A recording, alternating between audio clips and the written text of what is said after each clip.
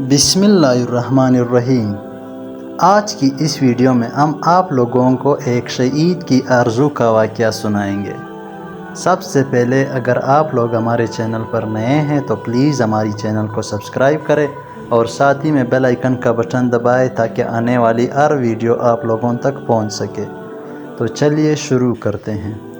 حضرت سعد بن ابی وقاص رضی اللہ عنہ کہتے ہیں کہ جنگ احد سے پہلے مجھ سے عبداللہ رضی اللہ عنہ نے کہا کہ آؤ ہم اللہ تعالیٰ سے اپنی اپنی آرزوؤں کی دعا کریں۔ میں نے کہا اچھا۔ ہم ایک کنارہ ہو گئے۔ پہلے میں نے دعا کی کہ اے الہی جب کل دشمن سے میرا مقابلہ ہو تو میرا مقابلہ ایسے شخص سے کرا دینا جو حملے میں بھی سخت ہو اور مدافعت میں بھی پورا ہو اور وہ لڑے۔ میرا لڑنا تیرے لیے، پھر مجھے فتح ہو اور میں اسے قتل کر دوں اور اس کا سامان لے لوں۔ میری اس دعا پر عبداللہ رضی اللہ عنہ نے کہا آمین۔ پھر عبداللہ رضی اللہ عنہ نے اپنے لیے دعا شروع کی۔ عبداللہ رضی اللہ عنہ کا دعا کچھ یوں تھا کہ الہی کل ایسے مرد سے جوڑ ہو جو حملے اور مدافعت میں کامل ہو، ہم دونوں لڑے۔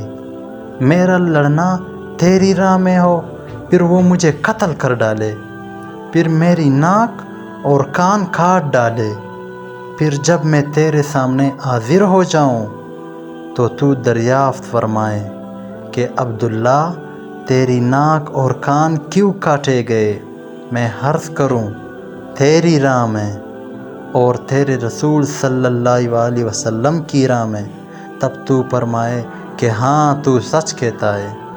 سعد رضی اللہ عنہ کا قول ہے کہ عبداللہ رضی اللہ عنہ کی دعا میری دعا سے بہتر تھی، چنانچہ یہ بزرگوار اسی کیفیت سے شہید ہوئے۔ پیارے دوستو، یہ تھی شہید کی آرزو کا واقعہ۔ ان کی اللہ تعالیٰ اور حضور صلی اللہ علیہ وسلم کی راہ میں محبت دیکھو۔ اللہ تعالیٰ ہم سب کو نیک راہ پر چلنے کی توفیق عطا فرمائے۔ اللہ حافظ۔ انشاءاللہ ملتے ہیں پھر اگلی ویڈیو میں۔